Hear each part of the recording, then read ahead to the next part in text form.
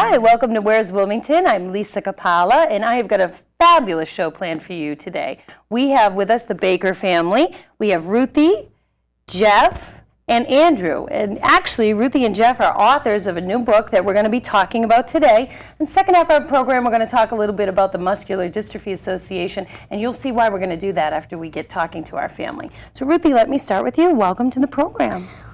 Well, thank you for having me. You're welcome.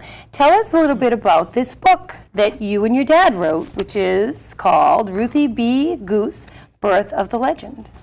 Well, we were driving in the car, and I looked up and I saw this flock of geese, and I asked my dad, I wonder how high those geese can fly. And he said, I don't know, we should look it up on the internet. So we got home and I looked it up, and then we started telling silly stories about it. And then one night at bedtime I said, oh, this would make a really good book. And he said, I don't have time to write a book. I got to go to work and stuff. And I said, I'll write it. So every once in a while after school, I would write down ideas. And then most of the book was written at the Wilmington Library. And every Friday after dinner, we would read what we had written. Excellent. Now, so you basically came up with kind of like an outline of what you wanted to cover, and then you wrote the chapters from there? Not really. Most of it we were just told stories, and then it just kind of turned into a book. Excellent. Now, why did you want to write this book? I know you explained the part about the goose, but why did you really want to write this book? Well, we really wanted to write the book to help MDA, because MDA, Muscular Dystrophy Association, does so much for us, and we wanted to repay them. Okay. And why particularly the Muscular Dystrophy Association? Let's tell everybody why that's special to you. Because me, my father, and my brother, we all have muscular dystrophy, which is, we have the form of CNT, and they help us because they give us leg braces, and they help a lot of other children with it, and it's just, they don't get a lot of help, so we decided to help them. So you felt like because of the support they give you, you wanted to give them support back? Yes. Right. Okay. But you don't seem sick or look sick at all. What kinds of things do you struggle with? Well, like short, everyday things, like I have trouble walking, I trip a lot, and I can't do gym because I wear leg braces and can't run around and stuff. And like it's some stuff like that. Like riding a bike, right? Yeah, I can't ride a bike, and like a lot of my friends, they can do cartwheels and gymnastics, and I can't do that. But I can't do that either. I can still do stuff like I do swim team, and I have lots of friends there. And then every once in a while we go to swim meets, and those I actually qualified for regionals, so we're gonna go there. And we get to do things. Okay. And you're 10 years old, right? Yeah. When are you going to be 11? November 18th, I'm turning 11. So you're 10 years old, and you've written this book with Dad's help. That's a pretty big accomplishment. Mm-hmm. So I wouldn't worry about not doing the cartwheels, because that's pretty big compared to that, right? Yeah. How do you feel about being an author and seeing your name in print? When the book first arrived, were you really excited? Well, when my dad told me it got in the mail, so I jumped up and down and was like, yeah! And then my mom took lots of pictures, and just everybody was excited. And right. So now, do you think you're going to write any more books? A sequel, maybe? Because you kind of left the ending open. We have some ideas, and me and my brother, we have two small kind of I Wonder Why This Happens book, but we haven't even tried to get those published yet, but because that's going to be a series. So right now, you're only a one-book author, but who knows what you're going to come up with next, right? Excellent. I'm going to chat with your dad for a minute. So tell me what it was like for you when your daughter said, well, Dad, I'll just go ahead and write this book. How did you feel about that? Ruthie's very determined, and I didn't, initially I guess I doubted a little that it was a huge undertaking, but she was the one that really drove the car on this one, and she really wanted to get it done, and she was the one that kept pushing me on it and saying, come on, Dad, I got a bunch of ideas, let's go to the library and get them down on it and start writing more chapters. And it became such a family project, and we had so much fun doing it. As she said, every Friday we would sit down after dinner and read out what we had written, what she had written that week, and then Andrew would give us ideas, and my wife would give us ideas. We would go back and massage it and change it. It really took us a year to write this That's book. not too bad. It was a labor of love. It was so much fun for me to watch Ruthie grow. She started when she was about 9.5, and all the way until about 10.5 when it was finally finished. And just to watch her progress as a kid and as a young girl and as an author, because her writing's improved. And I was just there to really guide her. The best way I can describe it is when kids go bowling and they put up those gutters so that the ball doesn't go down the alley, the gutter. I was the things to keep the ball in the lane. And it was really Ruthie who came up with the characters and came up with the story and decided how and where the characters were going to progress and grow. And she has an uncanny natural ability to do this. I don't know where it came from, but That's because you can't do cartwheels. Yeah, That's why. she really surprised us. Because I do believe that when maybe you're missing something, there's another part of your life that gets more well developed. So that's probably one of the blessings or the gifts that is you, which is a great thing. Yes. And when I was talking to your wife Paula, who's not on set with us today, who's been very supportive, helping Ruthie to get everything out into the media, she was saying that there is somewhat of a conception of people, oh, I'm sure the dad really wrote this book, but it's really Ruthie who wrote it, and you helped her more with grammar and things like that. This is really right? Ruthie's baby. I'm so impressed by her stick-to-itiveness and her creativity, and how she took suggestions from Andrew. Andrew put in the riddles for us. He helped us with the palindromes. Yeah, I definitely want to talk about a little bit of the character development, because it's unusual. So it was, the characters came just from her and I going back and forth, as she had said. Well, before we even started writing, we just started telling silly stories about a bird flying high in the sky and all her friends, and little kids, it's very important. Their friends are the most important thing in their life, their friends and their family. So she started making up these crazy characters. That we had a backwards talking character, and we had a superhero, and we have all sorts of perfect character. And she came up with all these kind of crazy characters, and it was fun to start talking about it. We were having so much fun telling the story. And when she said this should be a book here, I said, I don't have time to write a book. Right. This is going to be, I got to go to work. If you want to write a book, you write the book. And she was on it the whole time. You wanted to do it, so you did it. And Andrew's sitting waiting patiently for your turn to speak. So you were kind of an advisor to the whole process. What's it been like for you to have all this publicity and attention in the family? Honestly, I really find it kind of exciting, actually. Yeah, who wouldn't, right? So you have a sister who's an author and a dad who's a co-author. What are you, the PR guy? Yeah. You're just a supportive brother, I'm a supportive brother and future author. You're going to write something also. Yeah, I'm co-authoring with Ruthie on a book. Another book. The Why Does This Happen book. Oh, I see. Okay, so when you were speaking about that before, that's something you're going to do together. Him and I wrote, we already have 2 small ones written. Oh, excellent. It's going to be a series of 5. You guys are going to be famous. Our ratings are going to go right through the ceiling.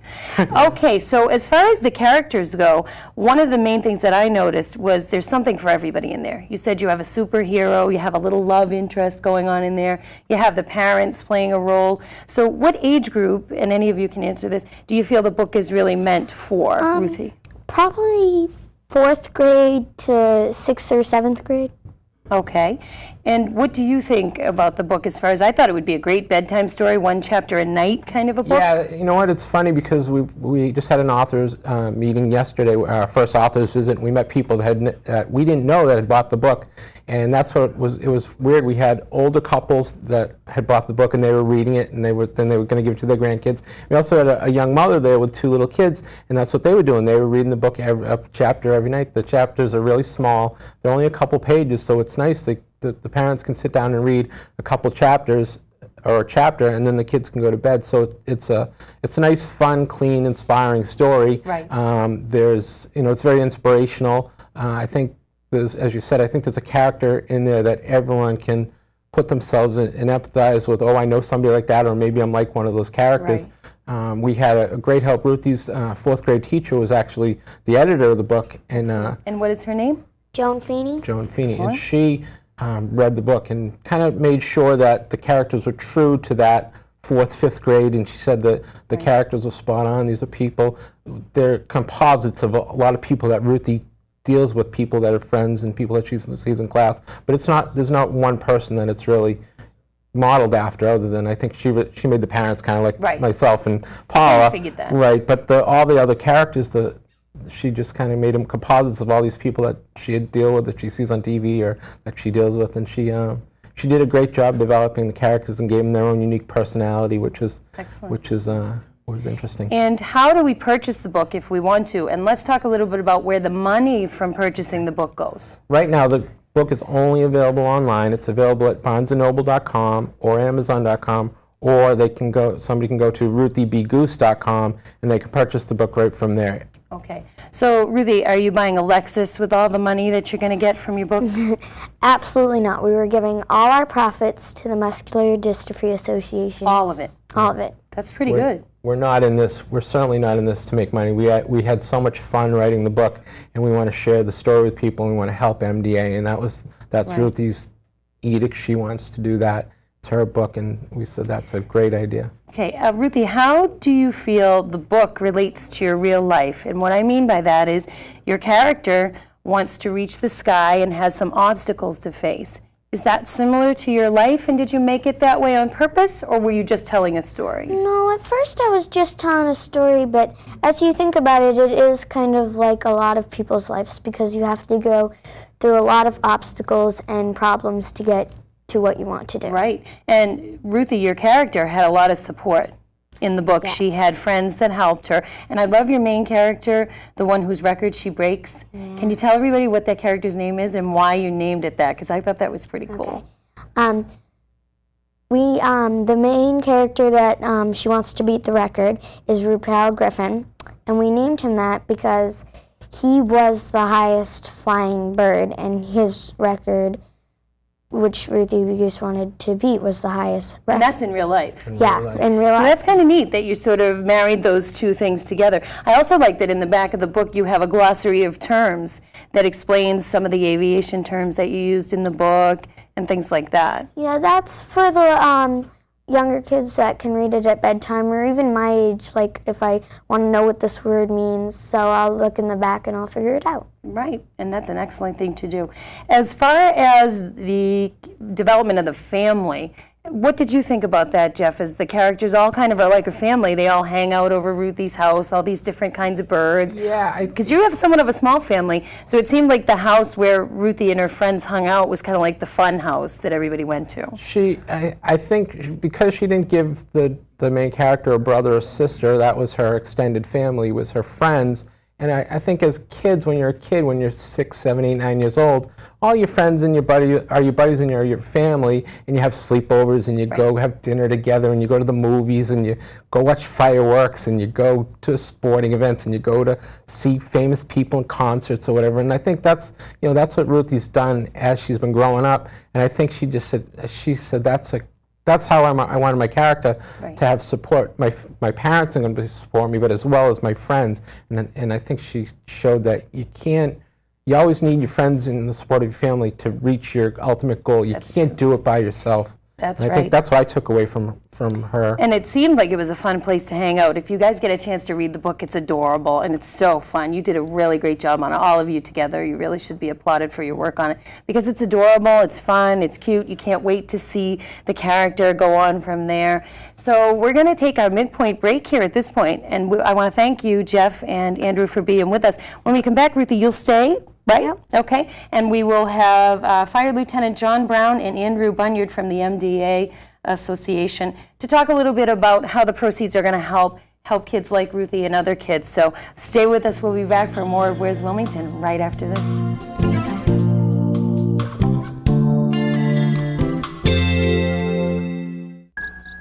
Why do I call it a funny bone?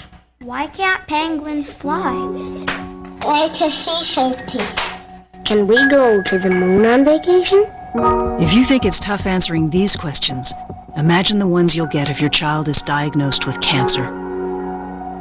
CureSearch.org can help. It's run by doctors and scientists whose research has led to an overall cure rate of 78%. You're not as alone as you feel.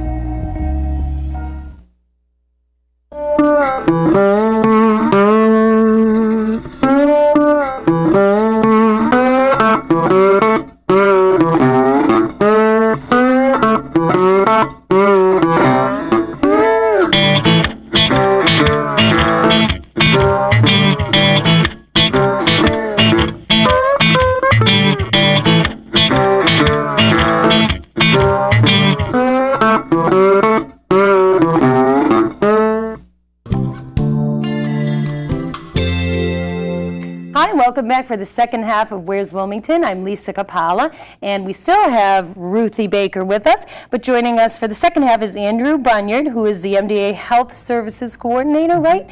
And next to him is Wilmington Fire Lieutenant John Brown, who is the State MDA Liaison.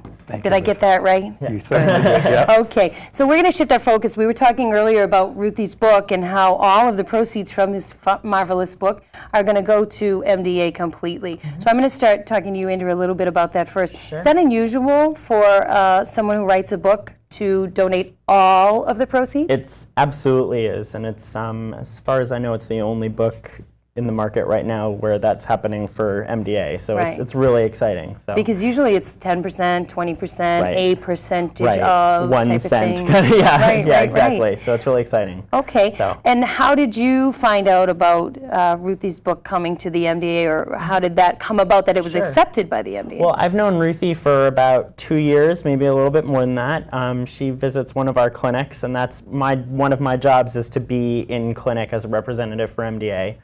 So I've known Ruthie since then, and probably about 4 or 5 months ago, maybe, the Baker family first contacted us and let us know that Ruthie was writing this amazing book, and we've sort of worked with them on it since then, helping them get aligned with our national office for the fundraising element, and I just finished the book this last weekend, good, and I wasn't loved it? it. Yeah, it Yeah, was it was great, really good. and it was really cool to And we're not know just the saying author. that, Ruthie. Yeah, no, this is I really liked it. I thought it was yeah, really good. It's Yeah. really, really impressive. So how much of an inspiration is that for you to use to tell your other clients, you know, maybe you can't do this, this, this. Ruthie was giving us a little laundry list of the things that she can't do, ride a bike, cartwheels, stuff like that. How much of an inspiration is she to other children afflicted with this illness, showing that she actually did this? Huge, absolutely. I mean, for me, it's an inspiration. I mean, when I was 11, I wasn't a published author. I'm 26, I'm still not. Right. So it's an incredible accomplishment for anyone, but especially somebody who might have those challenges. And I think that having that story and having Ruthie's story to tell and having Ruthie be so outspoken and well-spoken about it herself makes an incredible impact on the communities that we serve, and really shows the accomplishments that anyone can make regardless of your abilities. So. Excellent. Now, do you handle the medical piece at all, or just the services piece? Well, I'm not a doctor or a medical, so Lord help us if I was. Right. But no, my job is really sort of as community resources. So a case manager of sorts. I set people up with the services that MDA provides, or I help them find other resources in the community. Because when we say muscular dystrophy, it's really a blanket term for many illnesses, Yes. correct? About how many? We are- cover 43 different diseases, Right. and some of them are Lou Gehrig's disease is a big one. Generally, when people think of muscular dystrophy, they think of Duchenne or Becker muscular dystrophy, which Right. affects either young boys, or Becker tend to be a little bit older. But it's a sort of a large spectrum of diseases that we've covered. We have branched out more and more over the years. Okay. So when Ruthie's book makes the $1 million we know it's going to make, what are you going to do with all the money? Right here in Massachusetts, MDA has spent tens of millions of dollars directing for grants and research that go to companies in Massachusetts for developments of treatments, hopefully cures one day. For any number of the diseases we cover. They help fund the clinic that Ruthie goes to and several other clinics that are in the city. They help fund the summer camp that Ruthie's going to this year that I get to go to. That's really exciting. They also help fund things like repairs for durable medical equipment, which is something that insurances don't cover very often and can be pretty expensive. So that's a really incredible resource for our families to be able to have, because it allows them to be more independent and to be more mobile. So. And the muscular dystrophy illnesses tend to be degenerative and cumulative, correct? Yes, It can yeah. start out like Ruthie looks like a perfectly normal, happy child, but these illnesses, as people get older, tend to be progressively worse. Can you speak to that a little bit? Absolutely. I mean, again, 43 different diseases, 43 different ways in which they manifest, if not more than that. And one person with one disease will look very different than another person with that same disease. But generally, they tend to be progressive. Certainly as you get older, it becomes more and more challenging, often more and more challenging to walk or to use your hands depending on the disease. So things like writing can be harder. Just doing simple things like going to the grocery store or driving can be really challenging. And so, one of the other things that we help fund are things like support groups. We have an online support-based community to make sure that people understand that they're not alone, and that there's a community of people very similar to them out there, and a world of resources and support for them as well. So is it typical, and I know you're not a doctor, but is it typical for an entire family, all except the mom in this case, to be afflicted with the same illness? Is that a typical situation? Yes, that's a very large burden for one small family to overcome, I would say.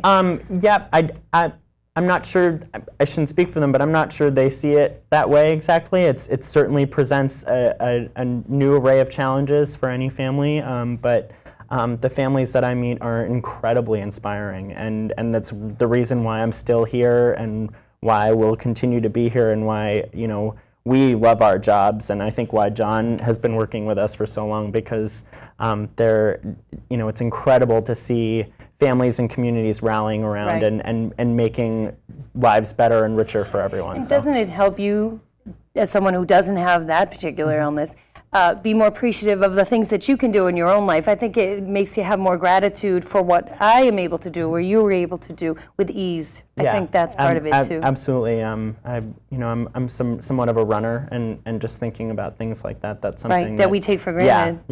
And to take advantage of it when you do have it. So. Right. See, Ruthie, look at that. You're causing all these people to feel so great about themselves. That's a wonderful thing. John, waiting so patiently to talk to me. Tell me why you're on the program today, and why you're supporting Ruthie's efforts and helping her and letting her actually work with you at your booth in the community and help out. Well, I'm very excited about it, Lisa. The firefighters have been supporting the Muscular Dystrophy Association for about 70 years. Right. And here in Wilmington, the firefighters have always played a large role. Back in the late 60s, longer than I care to remember, when we were forced, the new guy was forced to go out and collect money because it was our charity. The chief would say to you, time to go. Right, the boot, the whole thing. Yeah, well, we used to do it. There were many different ways of collecting, but what we did was we looked into it and said, who are we giving this money to? And we found, and this holds true to today, that 96 cents of the dollar benefited back to the client, the MDA client. 4 cents was used for actual salaries. The rest was used for 10% for administrative purposes, TV advertisements, the flyers that are sent out, literature that's sent out, and the rest of the money went back to, as Andrew spoke of, the client for assistance, whether they need assistance with medical equipment, clinics, any type of care that they needed, and research grants, which in the past 40 years, I personally have witnessed many, many improvements. The quality of life of MDA clients is just... Well, let's talk a little bit about that. What have you seen in the few years you've been involved with this organization as far as changes? I mean, I'm just looking at wheelchairs. My uncle was a quadriplegic. The first wheelchair he had was rotary, and now they have ones that, you can pretty much tell them to do anything. They're like robotic. What have you seen for changes? That's the largest thing. Because mobility is key. The increased mobility is positively phenomenal today. Improvements in home life, as we now go into look at buildings and houses that are made more accessible for our clients and allow independent living, which is very critical. Way back when, the firefighters went out and did these modifications and literally tore your doors out of the house. I didn't know that. And put new doors. We built ramps. We did all sorts of things. Today, houses are designed from the get-go. We would go out and advise against the purchase of a particular home because of giant ramps that were needed or elevated lifts that were needed. Today, they make these homes accessible. The use of appliances in the homes is made much easier for... lowered counters and be it a things like that. telephone, be it a refrigerator, be it the use of a bathroom. So things have improved, like I said, in 40 years. I had no idea that was part of a firefighter's job to do that. But firefighters, you'll find firefighters in every community. I know in the city of Worcester, they call it the ramp gang.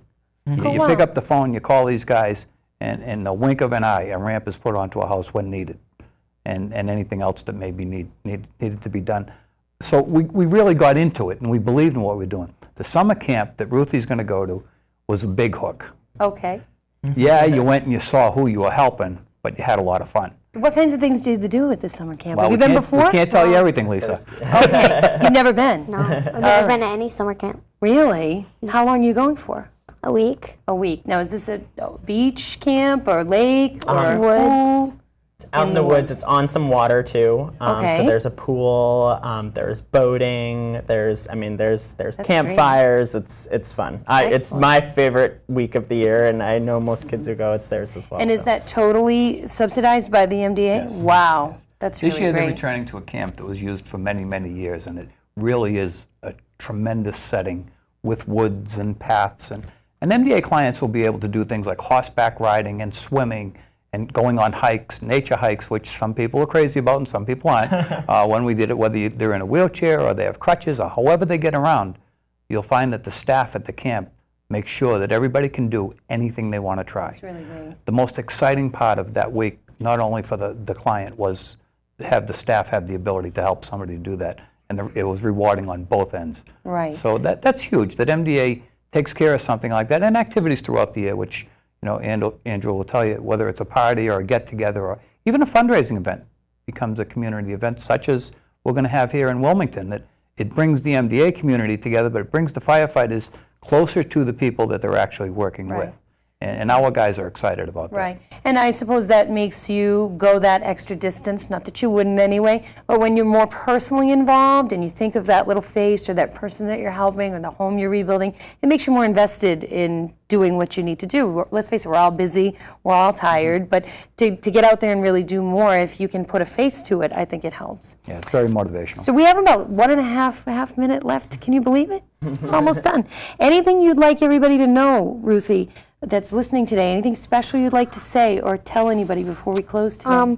Well, they can go to our website and they can get coloring pages, and they can buy T-shirts, and all the T-shirt profits, they all go to the Muscular Dystrophy Association. Right. Pretty much anything that you sell goes completely to the MDA, right? Yes. And that's barnesandnoble.com, I think, is the place where you can get the book, Yes, right? and Amazon.com and RuthieBgoose.com. RuthieBgoose.com, which is your personal website, right? Yes. Now, if there are any kids who want to write to you about maybe they're going to write a book of their own or something like that, can they get you that way? Yes, if you go on our website, I have a Ruthie B. Goose email, and they can just go to that. Excellent. So if somebody out there is thinking about writing a book, maybe you can help them with that, right? Yep. Excellent. Andrew, what would you like us to know before we close today? I guess first and foremost, if you have any interest in MDA, you can check out our website. It's www.mda.org. And that's our national website, gives a lot of information, but it can also link to more local events and things of that sort. And also just thank you to Ruthie for this amazing opportunity and this amazing book that you wrote. And thank you to John for everything that you guys do as well. So, excellent. Yeah. Okay, John, anything you'd like Wilmington at large and beyond to know about this cause or how your feelings are about that? Our viewers are pretty good about doing what we ask, so what would you Our like? cause is genuine, and whatever the firefighters are behind is genuine. And Right. we're thrilled to help Ruthie, and all I can say now is to tell everybody, come on out and give us a hand. When you see us out there, ask a few questions and join in with us. Excellent. Well, thank you all for being with us today. Thank you for writing the book, Miss Ruthie Baker, author.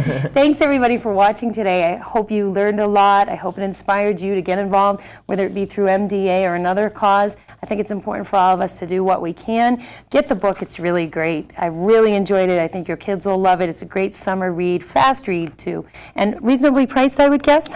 Yes, for the paperback it's $13, and for the hardcover it's $20. Excellent.